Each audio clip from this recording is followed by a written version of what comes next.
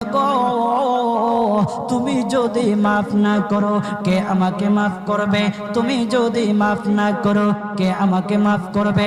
তুমি যদি আমাকে মাফ করো তাহলে তোমার কোনো দিকে কমবে না, তুমি যদি আমাকে মাফ না করো তোমার কোনো দিকে বাড়বে না।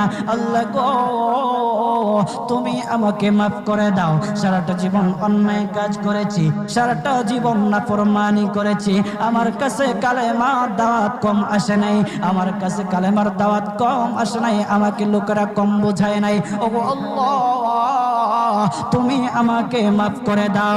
মাফ না করলে কোথায় যাব, কার কাছে যাব? বাবা যখন মারে তখন মার কাছে আশ্রয় নেওয়া যায়, মা যখন প্রহার করে তখন বাবার কাছে আশ্রয় নেওয়া যায়, বাবা মা যখন প্রহার করে তখন দুনিয়ার কারো না কারো কাছে আশ্রয় নেওয়া যায়। ওগো আল্লাহ